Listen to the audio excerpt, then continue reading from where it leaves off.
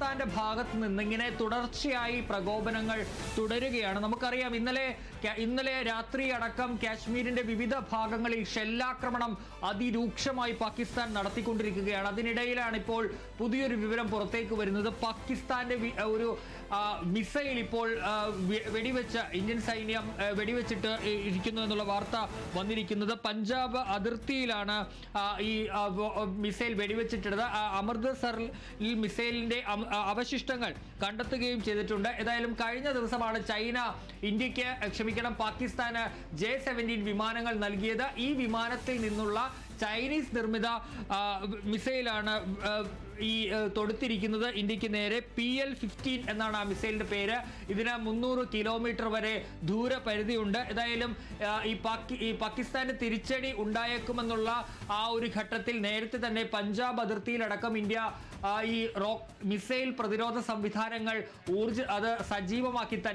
സജീവമാക്കിയിരുന്നു. ഏതായാലും അതിന്റെ കൂടി ഒരു വിജയമാണ്. ഏതായാലും ഈ മിസൈൽ ഇപ്പോൾ വെടിവെച്ചിട്ടിരിക്കുന്നു എന്നുള്ളതാണ് ഏറ്റവും പ്രധാനപ്പെട്ട കാര്യം. മിസൈലിന്റെ അവശിഷ്ടങ്ങൾ അമൃത്സറിൽ കണ്ടെത്തിയിട്ടുണ്ട് എന്നുള്ളതാണ്. വിമാനത്തിൽ നിന്നാണ് ഈ മിസൈൽ തൊടുക്കുന്നത്. J-17 ചൈനയുടെ എയർക്രാഫ്റ്റ് ആണ്. അത് കഴിഞ്ഞ ദിവസമാണ് ചൈന ഈ പാകിസ്ഥാന് J-17 എയർക്രാഫ്റ്റുകൾ കൈമാറിയത്. ഏതായാലും ആ വിമാനത്തിൽ നിന്നാണ് ഈ റോക്കറ്റ് തൊടുത്തിരിക്കുന്നത്.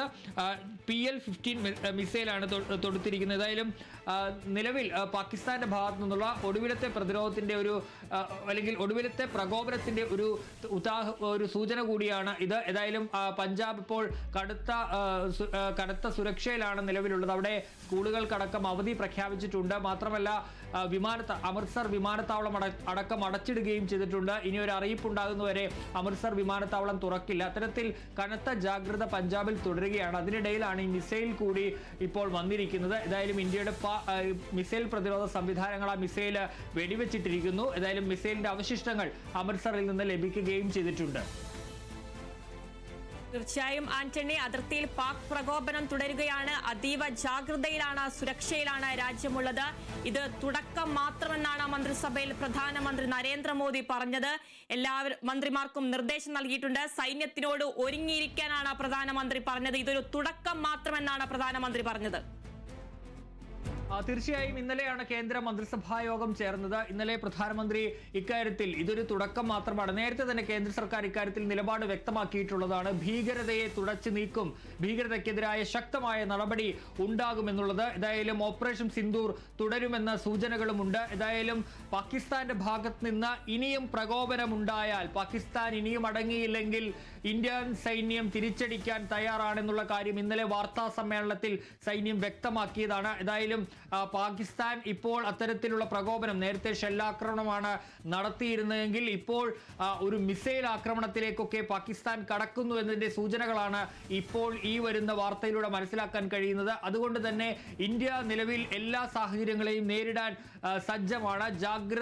അതീവ ജാഗ്രതയിലാണ് ഇന്ത്യയുള്ളത്. നേരത്തെ മോക്ക് ഡ്രിൽ അടക്കമുള്ള കാര്യങ്ങൾ ഒരുക്കി, സിവിലിയൻസിനെ ഒരുക്കിയിരുന്നു. സൈന്യം വിവിധ തലങ്ങളിൽ, വ്യോമസേനയാണെങ്കിലും നമ്മുടെ നാവികസേനയാണെങ്കിലും കരസേനയാണെങ്കിലും ഈ സൈന്യം തന്നെ നേരിട്ട് അതിർത്തിയിലേക്ക് എത്തി എല്ലാ നാവിക ആകാശ അതിർത്തികളെല്ലാം സംരക്ഷിക്കുന്നുണ്ട്. അവിടെ കൃത്യമായ ഒരു പ്രതിരോധം, ഇന്ത്യൻ സൈന്യത്തിന്റെ ഒരു ഫെൻസിങ് അവിടെ സജ്ജമാക്കി നിർത്തിയിട്ടുണ്ട്.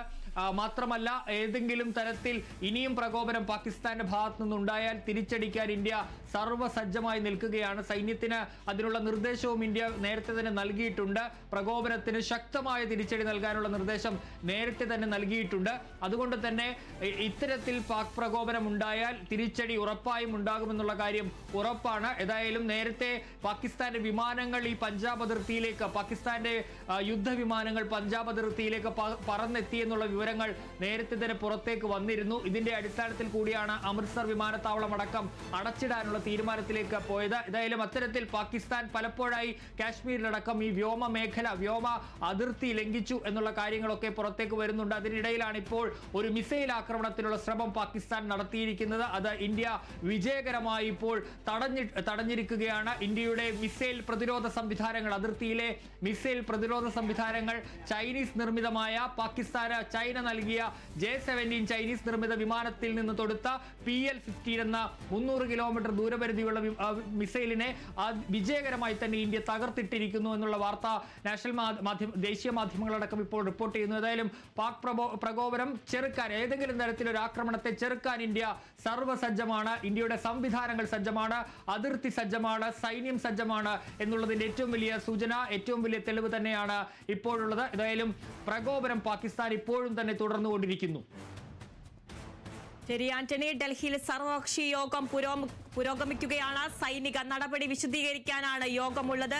രാജ്നാഥ് സിംഗ് അടക്കം 6 കേന്ദ്രമന്ത്രിമാരാണ് യോഗത്തിൽ പങ്കെടുക്കുന്നത്. ഓപ്പറേഷൻ സിന്ദൂർ വിശദീകരിക്കും. രാഹുൽ ഗാന്ധിയും മല്ലികാർജുൻ ഖാർഗെയും യോഗത്തിൽ പങ്കെടുക്കുന്നുണ്ട്. അതേസമയം മോദി ഡോവൽ കൂടിക്കാഴ്ച അവസാനിച്ചു. മോദി ഡോവൽ കൂടിക്കാഴ്ച അവസാനിക്കുമ്പോൾ ഈ സർവകക്ഷി യോഗത്തിൽ പ്രധാനമന്ത്രി പങ്കെടുക്കുന്നില്ല. രാജ്നാഥ് സിംഗ് അടക്കം 6 കേന്ദ്രമന്ത്രിമാരാണ് യോഗത്തിൽ പങ്കെടുക്കുന്നത്. രാഹുൽ ഗാന്ധിയും മല്ലികാർജുൻ ഖാർഗെയും യോഗത്തിൽ പങ്കെടുക്കുന്നുണ്ട്. അതേസമയം പാക് മിസൈൽ ഇന്ത്യ വെടിവെച്ചിട്ടതായ റിപ്പോർട്ടും പുറത്തു വരുന്നുണ്ട്. പഞ്ചാബ് അതിർത്തിയിലാണ് വ്യോമ പ്രതിരോധമുള്ളത്. അമൃത്സറിലെ മിസൈലിന്റെ അവശിഷ്ടങ്ങളും കണ്ടെത്തി. ചൈനീസ് നിർമ്മിത മിസൈലാണ് വെടിവെച്ചിട്ടത്. തകർത്തത് 300 കിലോമീറ്റർ ദൂരപരിധിയുള്ള PL-15 മിസൈലാണ്. വിമാനത്തിൽ നിന്ന് തൊടുക്കുന്ന മിസൈലുകളാണിത്. സർവകക്ഷി യോഗം ഡൽഹിയിൽ പുരോഗമിക്കുകയാണ്. അതേസമയം പ്രധാനമന്ത്രി ഡോവൽ കൂടിക്കാഴ്ച അവസാനിച്ചു.